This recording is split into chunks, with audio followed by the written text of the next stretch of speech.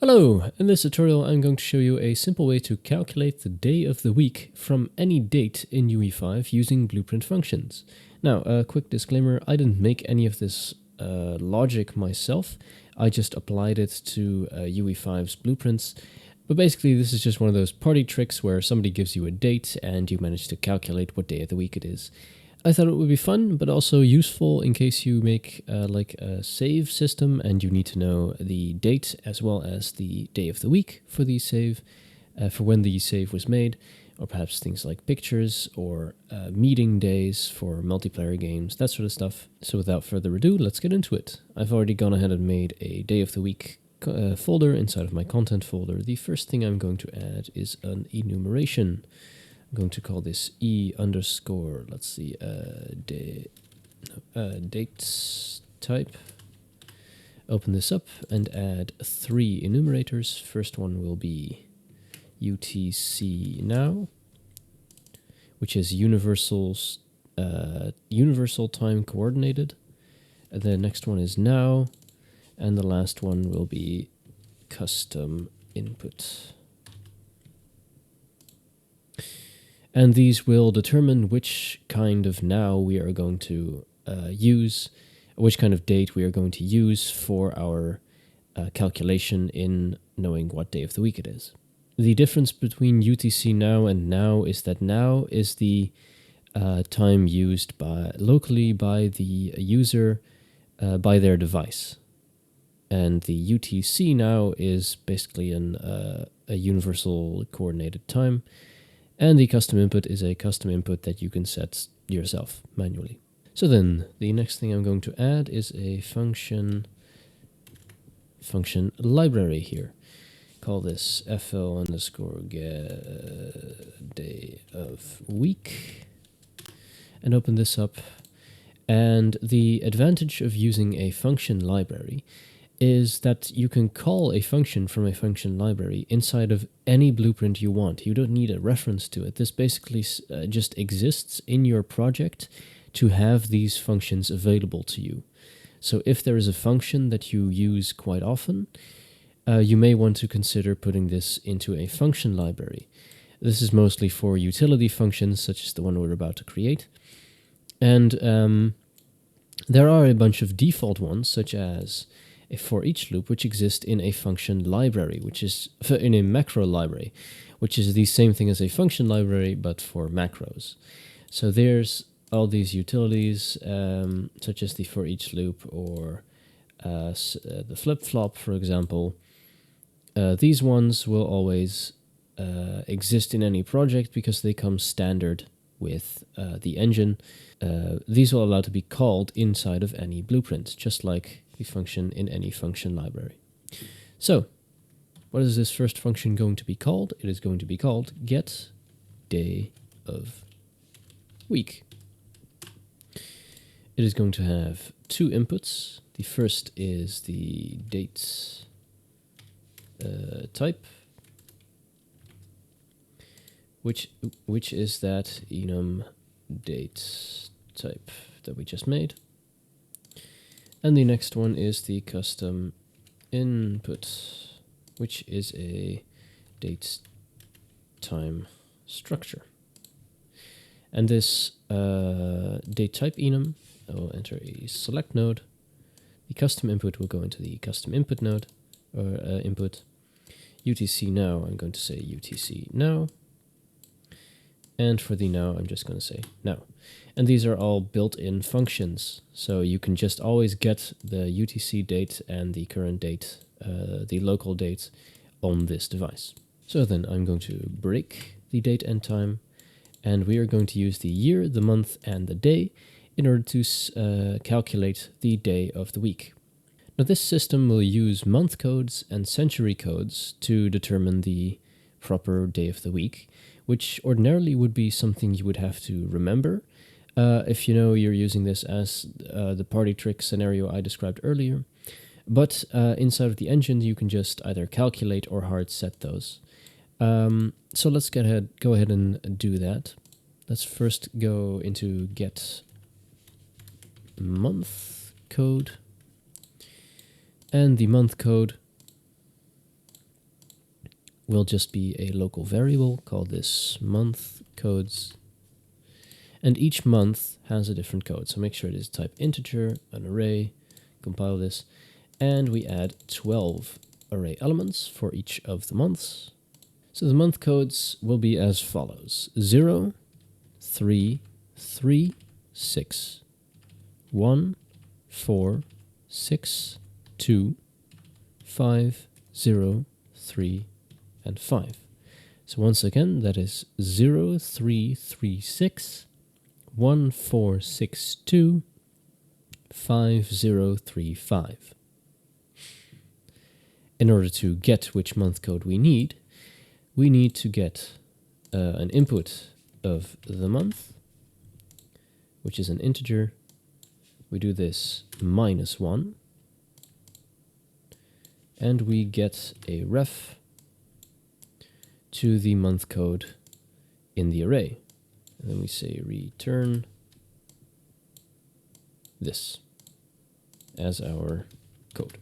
So why are we doing -1? Because in these functions, in the date time, the months will start at 1 for January. However, in an array, the first index is 0. So if our month is 1, our index should be 0. And that's what we're doing with this -1. And also I'm saying get a ref, because get a copy creates a copy of the variable, which is less performant. So anytime you can use get a ref, I would say get a ref. So the next function we need is called get century code. So the century code, once again, I'm going to add a local variable, call this century code, like so. And the list of century codes is much shorter. These are 4 elements. They are 6, 4, 2, not 21, 2, and 0. So basically the century code goes by the actual year in hundreds and not the century. So just like this, the year 2025 is in the 21st century, well, we just take that as 20 and not 21, because this uses the index starting at 0 instead of starting at 1, which is why we do that. Instead of using the 21st century, in the 21st century, we call this just 20. Now we are going to loop over this array 20 times, and then eventually come out on one of these numbers. So let's go ahead and figure this one out.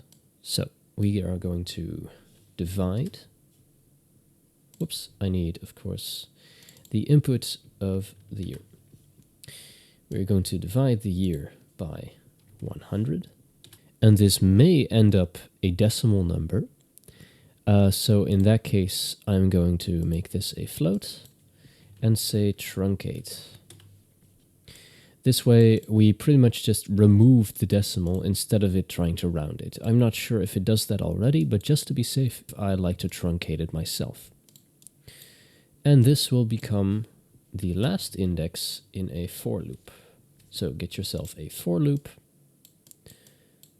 make this the last index, and now we are going to loop over this array. Now then, looping over an array isn't a default function, I believe. There's a bunch of plugins you could download, I believe, that do it, but we're going to build this function ourselves. Not as a function, but as a macro, because in a macro you can have the wildcard input. Hello, VoiceOver Niels here. If you read the note earlier, this part is where I make the mistake of editing the standard macros. I'm going to show you how you can make your own macro library first. Then I'll show you how I made the actual macro. Sorry about the confusion. Because I forgot adding things to standard macros and such. They do not exactly agree with this, so they will not be able to save properly. So instead, because these don't exist in your project, they exist as an engine feature, so you're not really supposed to edit these. So in order to fix this, I'm going to say macro library, create a new blueprint macro library. Now this requires a base class, but I'm just going to pick object and call this ml array.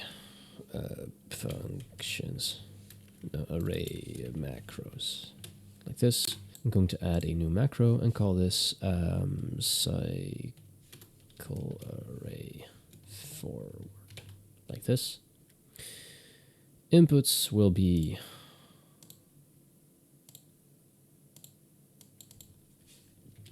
one exec, whoops, an exec, and let's see,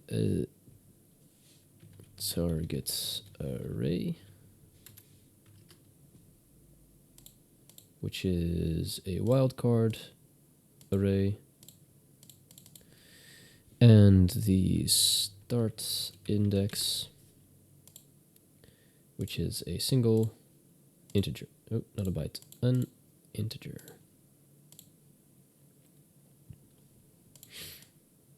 As for the outputs, we are going to output, oh sorry, we need another exec. Make this the first one. We're going to output a wildcard as the output of our target array with index, or I should say new index maybe. No, this is fine, as an integer. So I'm going to put this here. Let's see, start index will be incremented. So we go up by 1. And we will check if this is greater than if this is greater than last index of the target array.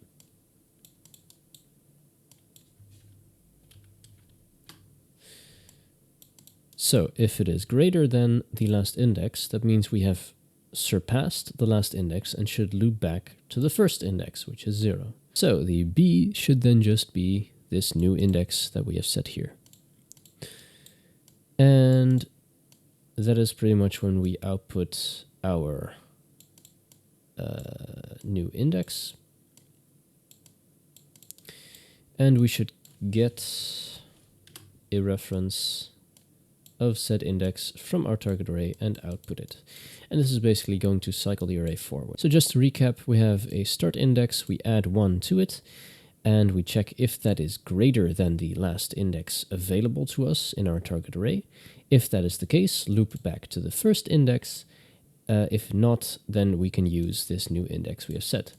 So then using our newly calculated index, be that the first or the current, we are going to get something from our target array and output it, along with our new index. So back in our getDayOfWeek, we can go and cycle array. Oh, you can also, I'd like to make this blue. Yeah, now it's blue. Cool.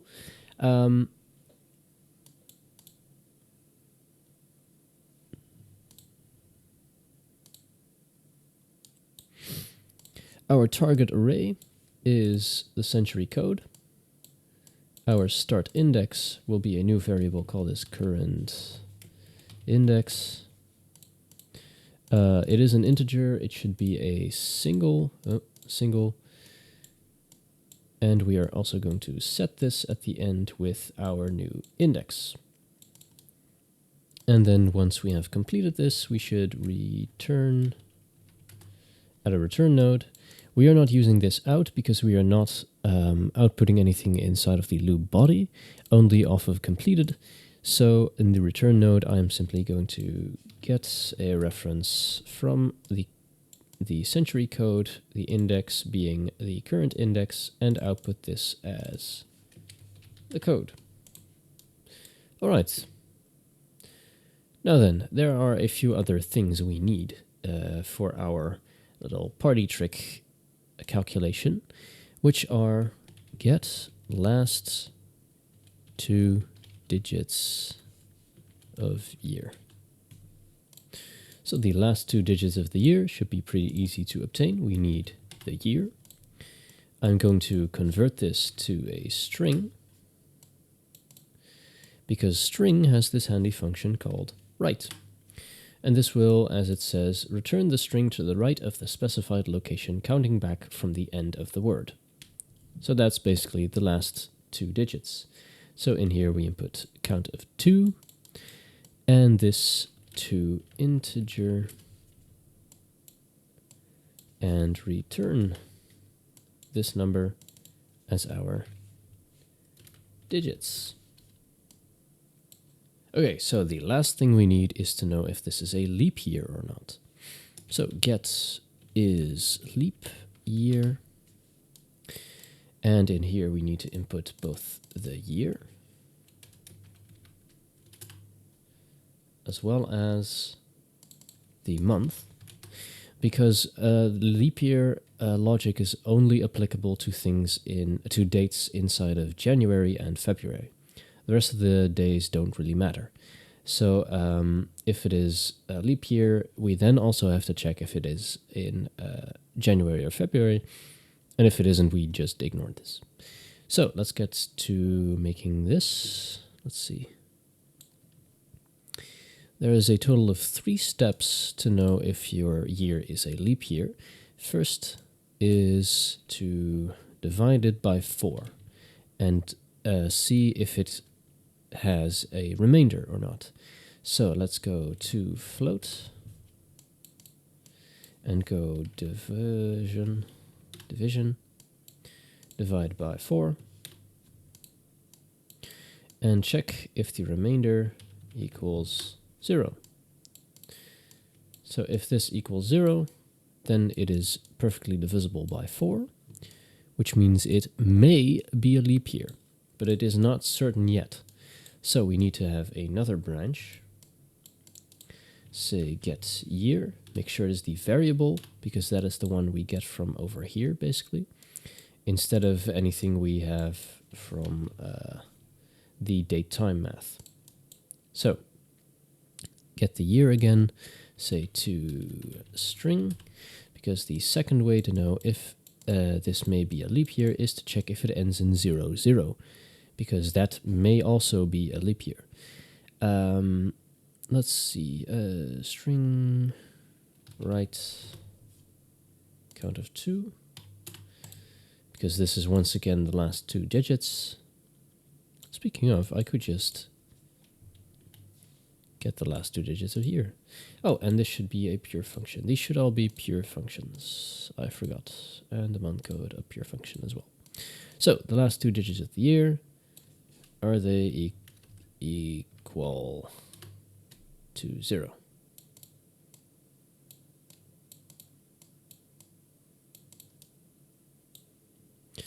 And if they are, well, then we are still not done yet, because we need to check if this is divisible by 400. So we once again get year. Whoops, that's the wrong one. Get year, the variable. And I think I missed out on it here as well. Yep, get year, the variable.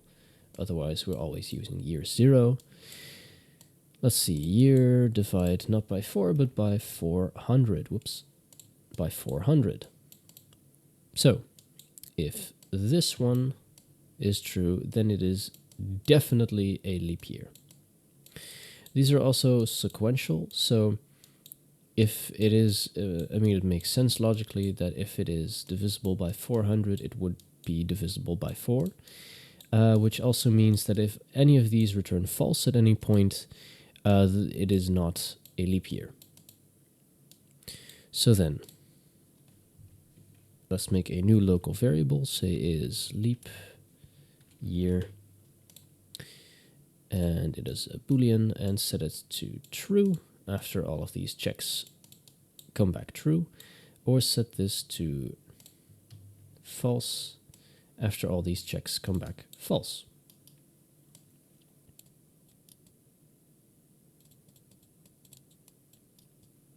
So then what are we going to do with this? Well, we do still need to check the month if it is January or February. So get month, the variable, not the function, and say in range. If it is in range of 1 to 2, make sure inclusive min and inclusive max are both checked, and run this through an AND boolean. It needs to be both a leap year and January or February before we apply special logic. So from here, we can say return node for the both of these, and we are going to return whether or not we need to apply the special leap year logic. So now let's compile and save this, and let's apply them all to the getDayOfWeek function. So the first thing we need to do is get the day. We need to add the month code to this. So just input the month from the date and time and output the code into this addition. Then we need to add, let's see, I can just add a pin. We also need to add, let's see, the century code. So we get this, the year, and add the code. We also need to add the last 2 digits of the year. So once again, input the year and output the digits. And we need to output, we need to add the last 2 digits of the year divided, whoops, not this one, with to float, and use the division, and use the division